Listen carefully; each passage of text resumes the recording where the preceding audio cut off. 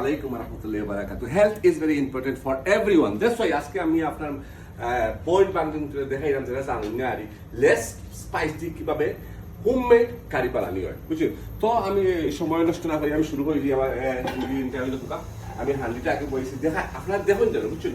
যে কোনো জিনিস আমার সময়টা নষ্ট করতাম কিতা লাগে, আপনারা একটা জিনিস শিখুন না যে আমার টাইমটা নষ্ট হয়ে লাভ লাগে, আপনার টাইম নষ্ট হয়ে লাভ লাগে। অর্থাৎ আপনারা হেলথ যদি ফোকাস দিতে পারেন এভরিবডি তো তো হোক। আমরা বেসিকলি যে আমরা তরকারিটা ইনগ্রিডিয়েন্ট তেলাপিয়া মাছ রাখছি হলো, তেলাপিয়া মাছ রাখছি, এর মধ্যে যেমন আলু আছে, আপনার কলিফ্লাওয়ার আছে, আর আমার বিভিন্ন স্পাইস আছে। সো আমরা এই ইনগ্রিডিয়েন্ট সবগুলো যদি রাঁধতে হয় আমরা বেসিকলি আমরা এই তেলটা দিলাম না, এক বেলি তেল দিলাম। দেখুক আমার কমিয়া হয়ে গেছে তেল, আমি দেখুক ও তেলটা ইউজ করবো, সামান্য ও অয়েলটা আমি ইউজ করবো বাগানের মাঝে। ও দেখুন বিসমিল্লাহির রহমানির রহিম।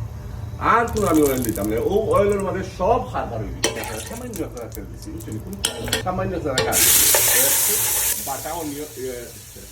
বাটা অনিয়ন আছে, আসলে ব্লাইন্ডিং করছে ওই লোকটা। এক চামচ অনিয়ন আমি দিই, 2 চামচ তেল লবণ দিলে ফ্রেশটা একটু মজিয়াই বলছি সুন্দর।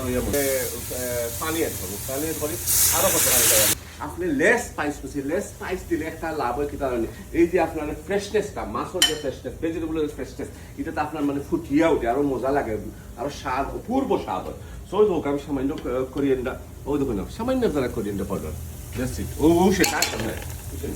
আর এখানে দেখুন আমার হলদি পাউডার আছে, হলদি পাউডার একটু কম বেশি দিলেও সমস্যা নাই। ওই দোকান ছোট্ট চামচ দিই, ও চামচ হলদি পাউডার এবং আমি আপনার ইয়ে করবো গ্রিন চিলি ইউজ করবো। গ্রিন চিলি ইউজ করার কারণে আমি ও দোকান মরিচটা একটু কমাই দেবো। ও দোকান ও শেষ মরিচ কত ছোটো, বুঝছি? যত কম স্পাইস যত কম স্পাইস অথবা যত ফ্লেভার, কারি ফ্লেভার করতে হবে। তো ওটার মানে যেটা আমি সামান্য আমরা পানি এড করি, পানি এড করি মশলাটা আরো 10-15 মিনিট মজাই দিই, কত সুন্দর কালার নিয়ে।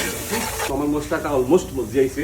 এই মুহূর্তে আমি আলুটা একটু শক্ত, যেহেতু কলিফ্লাওয়ার হচ্ছে তাই আমি আলুটা আগে দিই, আলু আগে মজাই দিই সাইডে হালকা গরম পানি খাইলাম।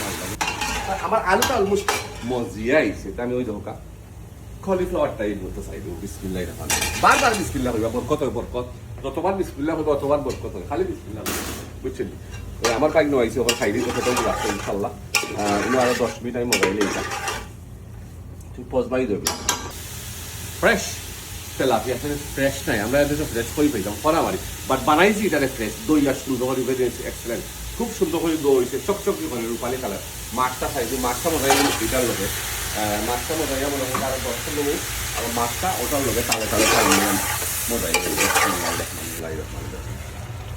হেলথি কারির সময়টা আজ যাইছে, তাই আমি ওটা দিলাম সামান্য যারা ধনিয়া পাতা ওদিকে সামান্য ধনিয়া পাতা, আরো এক যারা ধনিয়া পাতা দিলেই সামান্য, আরো এক যারা দিলেই তখন কয়টা কাঁচামরিচ, সামান্য কয়টা কাঁচামরিচ দিন, বুঝছেন? আগে যা আলু কম দিছিল কাঁচামরিচ দিলাম কয়েকটা।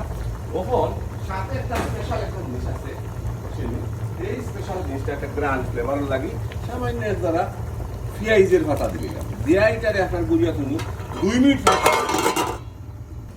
ইনশাল্লাহ শেষ কারি। অনেক সময় নষ্ট করছি আপনার আজকে অবশ্যই দিকে এই কারিটার কালারটা কিন্তু মাশাআল্লাহ হেলথি কারি, খুব সুন্দর লাগে। আমার জব ডান হয়ে গেছে, ওই দোকা কত সুন্দর লাগে, এক্সেলেন্ট।